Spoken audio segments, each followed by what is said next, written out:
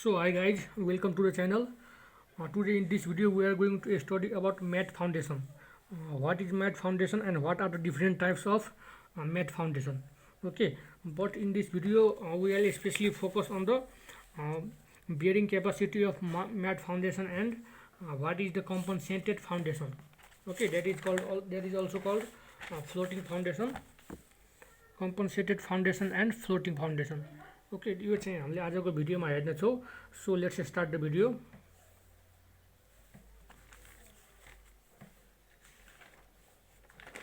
So before starting the video, please do subscribe the channel and press the bell icon so you will get regular update. र भिडियोलाई चाहिँ like गर्नु होला. र आजको हाम्रो topic रहेको छ म्याट फाउन्डेसन. हामीले चाहिँ म्याट फाउन्डेसन पढिरहेका छौँ. यसको टाइप्स के हो र यसका डिफरेन्ट बियरिङ क्यापासिटीहरू हामीले कसले निकाल्छौँ त्यो चाहिँ हेर्न गइरहेका छौँ. सो तपाईँले लास्टसम्म भिडियोमा बन्नु होला, लास्टसम्म भिडियो हेर्नु होला. Okay, so mat foundation first introduction हामीले हेर्छौँ. A mat raft is a thick reinforced concrete slab which support all the load bearing wall and column load of a structure on a large portion of a structure. A mat is required when the loads are heavy and the soil is very weak or highly compressible.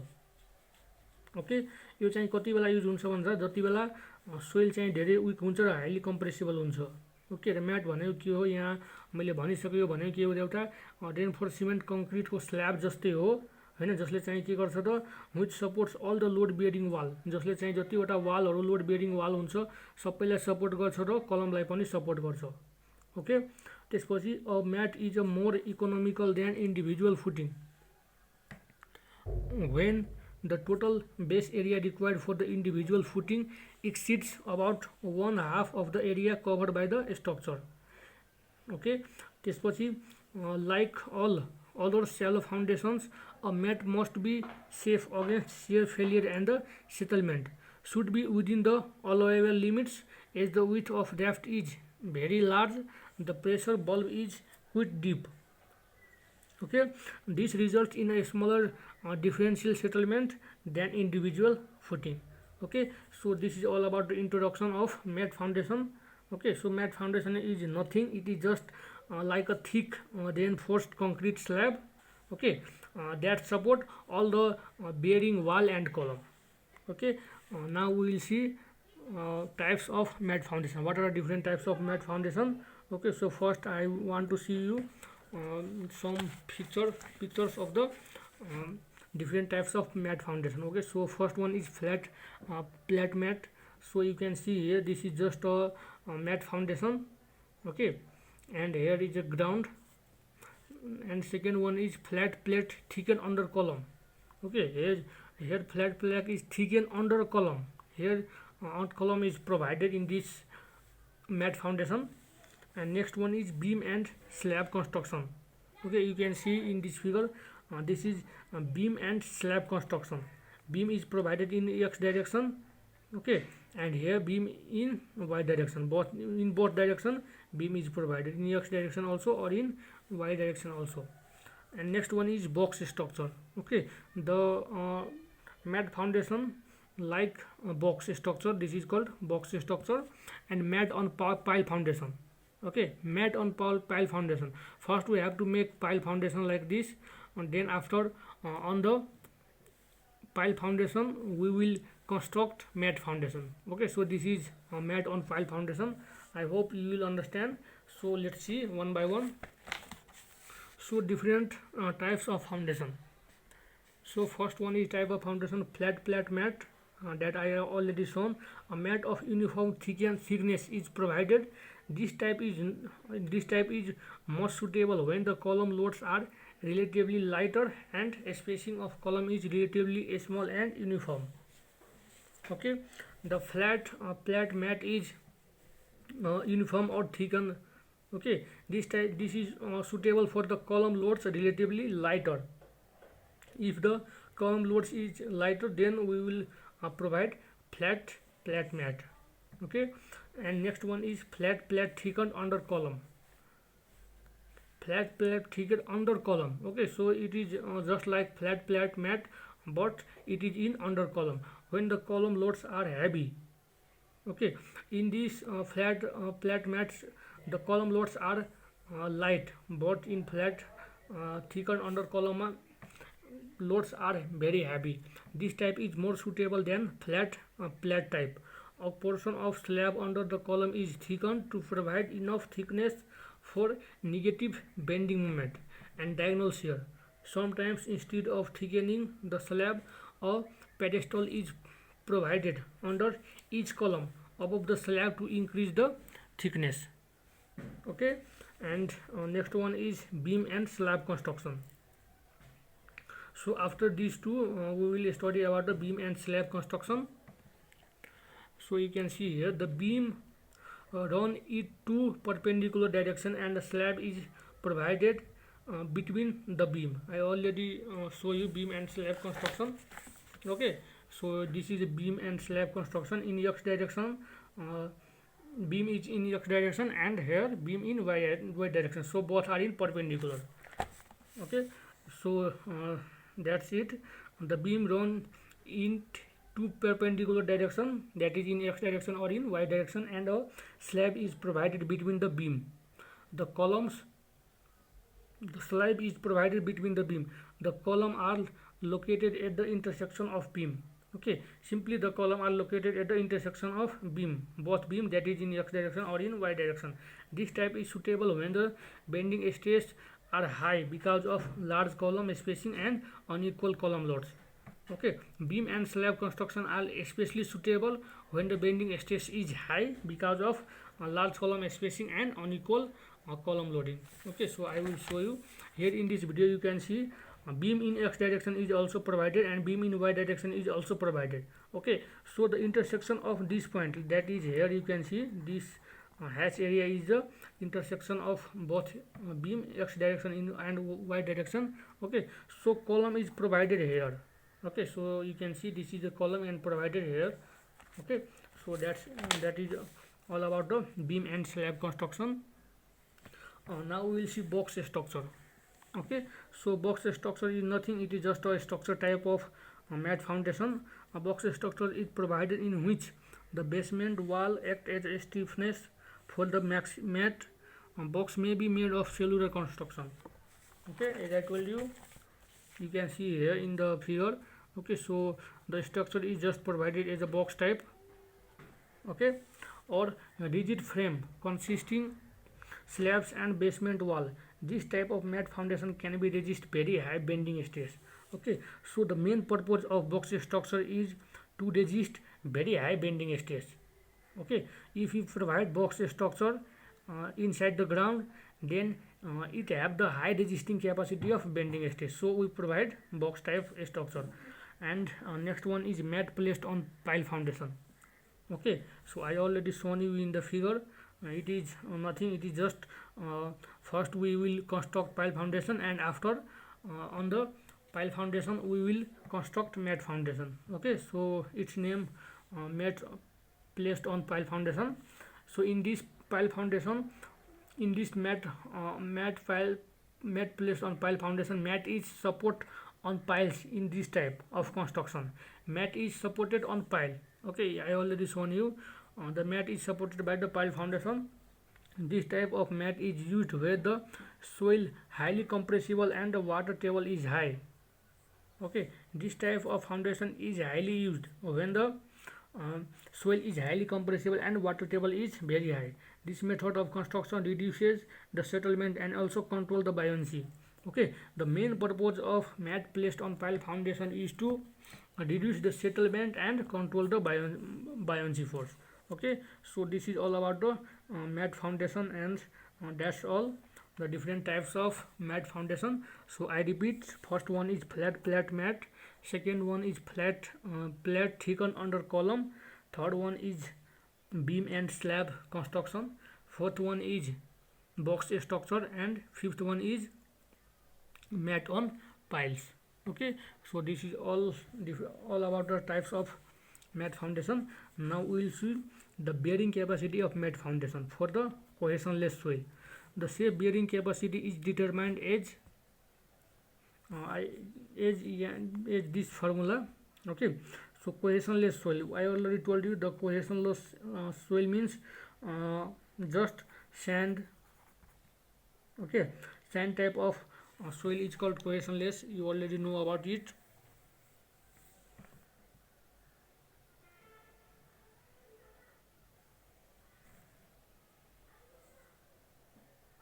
Now we will see the shape bearing capacity. Shape bearing capacity, that is QNS. Okay, QNS equal to 0.22 N square B RWL plus 0.67 100 plus N square DF RW2. Okay, for N is less than 5. If N is less than 5, then we will use this formula for the determining the bearing capacity of soil. Okay, and the safe settlement pressure for a settlement of 25 mm is given by QNP equal to 17.5 N minus 3 RW1, where QNS and QNP are in kilonewton per meter square. Okay, and B is the width of footing, and DF is nothing, it is just depth of foundation. N is equal to corrected SPT value, RWN and RW2 equal to water table correction factor. Okay, so this is all about the cohesionless soil, bearing capacity of cohesionless soil. Okay, now you can see here the relation given by peak is QNP equal to 22 RWNN for 50 mm settlement. The above expression is applicable for 5 is less or equal to N less or equal to 50.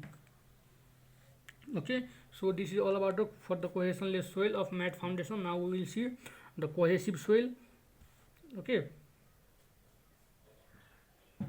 Okay, in this cohesive soil, net ultimate bearing capacity is generally determined using a Escombe equation, and which given as QNB equal to QNC into 1 plus 0.2 DF by B into 1 plus 0.2 B by L.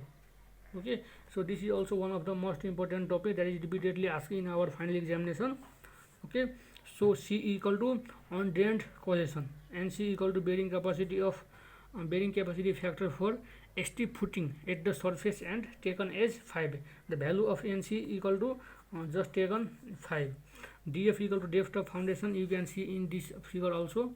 Okay, so this is the mat foundation and this is ground level, and load QS is applied from the upper surface, and depth of foundation is DF and base of foundation is B.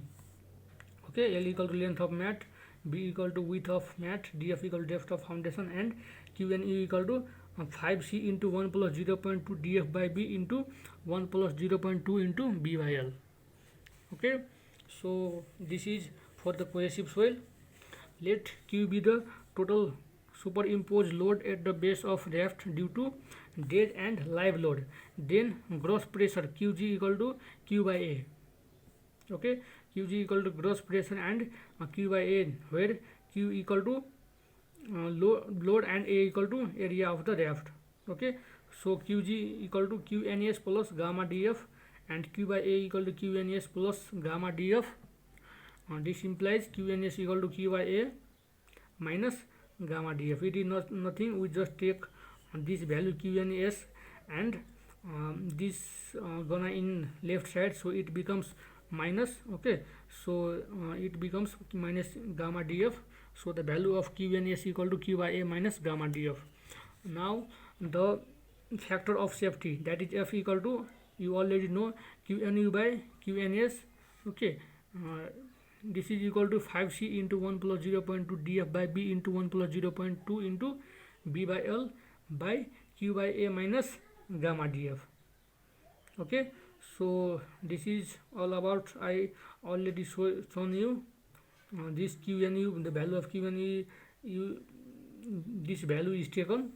Okay, and the value of QNS equal to this value is taken. Okay, so simply you can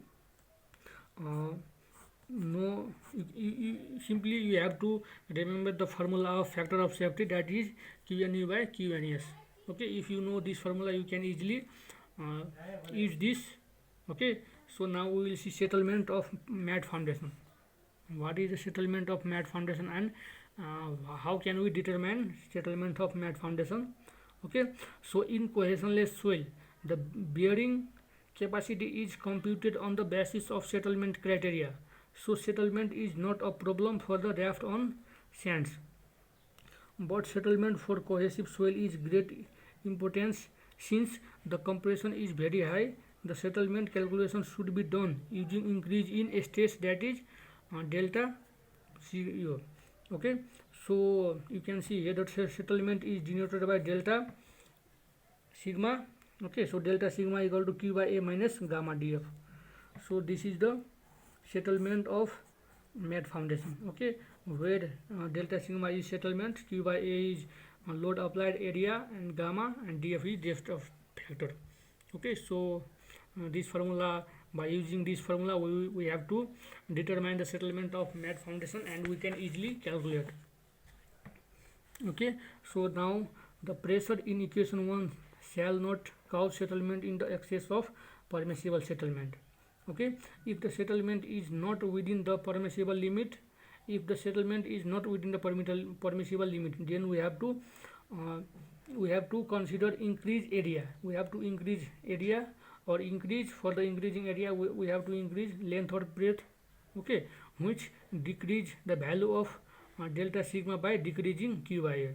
Okay, you can see in this formula, if we decrease the value of A, okay, you can see in this increase area, increase L and B, decrease this. If you will increase the value of area, that is L and B, it increases the value of delta sigma. Okay, so settlement will be in the limit. And next one is increased depth, which leads to increase gamma dF and finally decreases delta sigma. Okay, so you can see here, if we increase the depth of foundation, which leads to increase gamma dF. Okay, I will show you here. If we increase the depth of foundation, then value of this increases. Okay, and after increasing this value, ultimately the settlement of mat foundation, that is delta sigma, will be decreases. Okay, if we subtract the larger value from any value, then the ultimate value will be decreases. That's why the value of settlement, that is delta sigma, will be finally decreases. In this procedure does not bring the settlement within the permissible limits, then a deep foundation should be provided. Okay, so this is all about the settlement of mat foundation. Okay, I hope you are understanding well. Now we will see the compensated foundation, and this is also called floating foundation. Okay, so as our exam point of view, this is one of the most important topic of mat foundation in every exam. This is asked repeatedly. Okay, if you have a world question paper, you can see there. Okay, the compensated foundation and floating foundation is repeatedly asked in our final examination, so this video will be very important, so don't skip any points of this lecture. Okay, so let's start the video.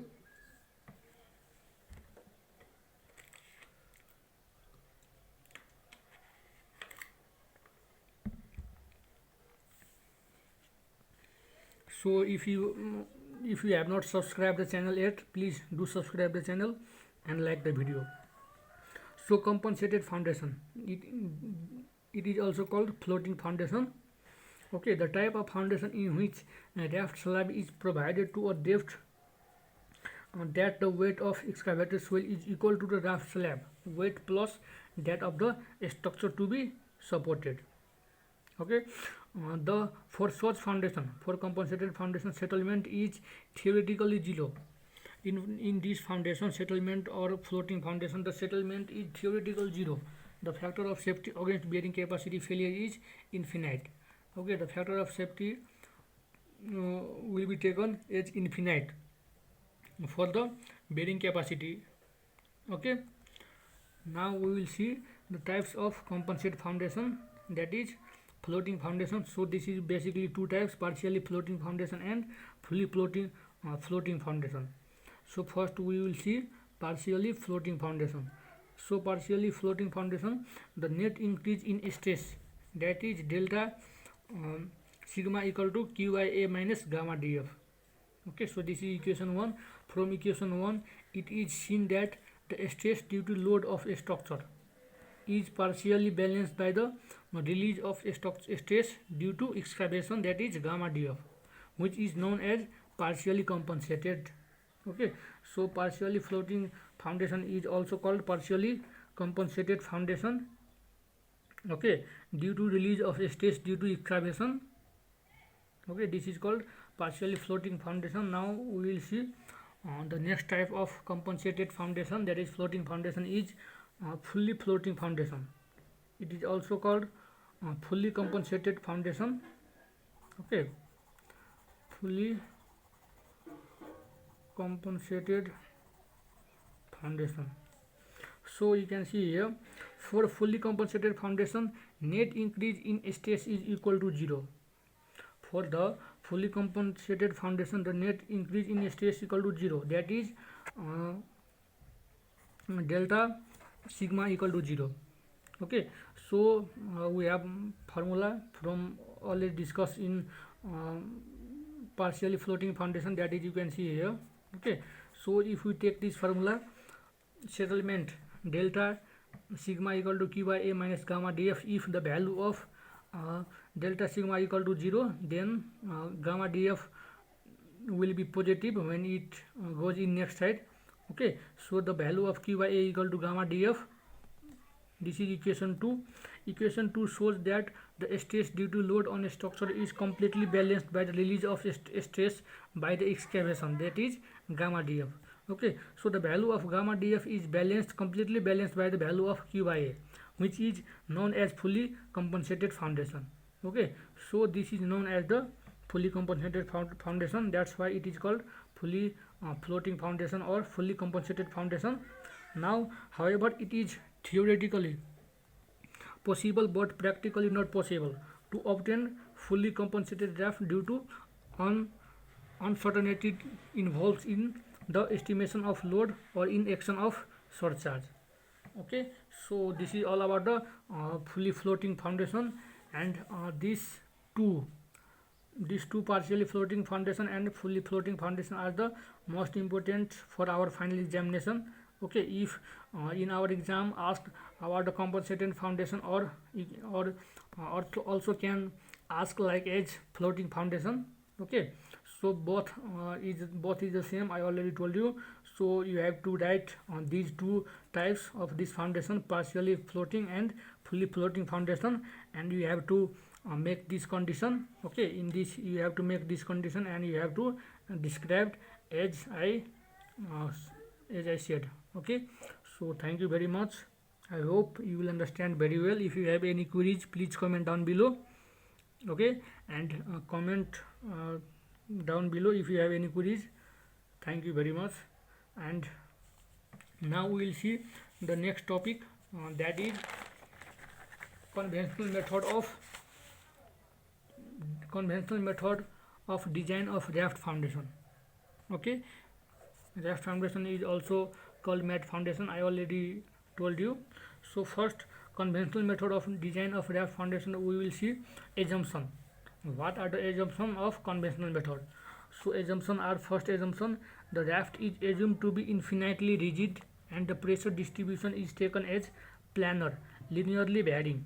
Raft rests on the soft clay, which is highly compressible, and the eccentricity of the load is very small.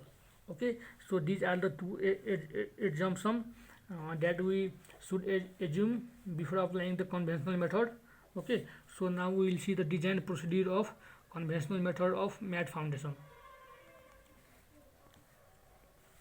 Okay, so you can see in this figure. Okay, this is a mat foundation, and here 1 2 3 4 5 6 7 8 9 column is provided like a square type of mat foundation. Okay, so you can see here, this is x-axis and this is y-axis. Okay, so now we will see design procedure. So in design procedure, first number, determine the line of action of all the loads acting on the raft. Their self weight of the raft is not considered as it is taken directly by the swell. Okay, so first we have to determine the line of action of all loads acting on the this raft foundation. Okay, during this we have not considered directly by the swell. And next one is determine the contact pressure distribution. Okay, so after line of action determining, we have to determine the contact pressure distribution under if E equal to 0, we have to apply Q equal to small q equal to capital Q by A. If resultant has an eccentricity of Ex and Ey in x and y direction, okay, in x direction and in y direction, then small q equal to Q by A plus minus Q Exx by Iyy plus minus Q Eyy by Ixx. So here you can see this is plus and minus. The plus value is taken when according to the quadrant. If the value of this Exx in x quadrant, it is taken as positive, and in second quadrant, so the value of Exx is taken as negative, and similarly the value of Eyy. For the upper value, Eyy taken positive, and the value of lower value according beneath the x-axis, this is taken as negative. It is nothing, it is just a simpler as we discussed about the coordinate system. In first coordinate, the value of x-axis is positive. In second coordinate, value of x is negative and y is positive as this. Okay, so it is quite simple. Okay, you can easily understand this. The maximum contact pressure should be less than the allowable swell pressure. Okay, for the determining the contact pressure distribution, the maximum contact pressure should be less than the allowable swell pressure. Divide the slab into strips in x and y direction. Each strip is assumed to act as independent beam subjected to the contact pressure and the column loads. Okay, and next one is draw shear force. Draw shear force and bending moment diagram for each strips. We have to draw shear force and bending moment diagram for the each individual strips. Determine the modified column load. For determining the modified column load, we use QAB equal to 1 by 2 downward load plus upward load, that is 1 by 2 sum of all load Q1 plus Q2 plus Q3 plus Q average into B1 into B. Okay, by the using this formula, we can easily determine the modified column load. Okay, so now some points are left, so please be continue. Okay, and see this video till the end. Okay, the modified average swell pressure, that is Q bar average equal to QAB by Q average B1 into B equal to Q average by B1 into B. Okay, so this Q average and this Q average cancel out, so the remaining is Q average by B1 into B. The column load modification factor, that is F equal to Q average by sum of the load Q1 plus Q2 plus Q3.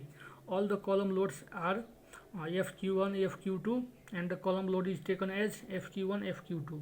Okay, multiplied by F for the strip. For this strip, column loads are FQ1, FQ2, and FQ3. I already told you. Okay, and now next step, that is in F number, draw shear force and bending moment diagram for the modified column load, that is FQ1, FQ2, and FQ3, and modified average swell pressure, that is Q average bar. Okay, QAB bar. Now in G, find maximum bending moment and shear force. We have to find maximum moment and maximum bending moment and maximum shear force. Now in find thickness of slab and reinforced cement using bending moment maximum and shear force maximum. By the using this value, shear force and maximum bending moment, we have to find the thickness of slab and reinforced cement. Okay, so this is all about the compensated method of Raft and Mad Foundation. I hope you will understand very well. If you have any queries, please comment down below. Okay, so thank you very much. Please do subscribe the channel and like the video and comment below. Okay, so thank you very much. Have a good day. See you in next video.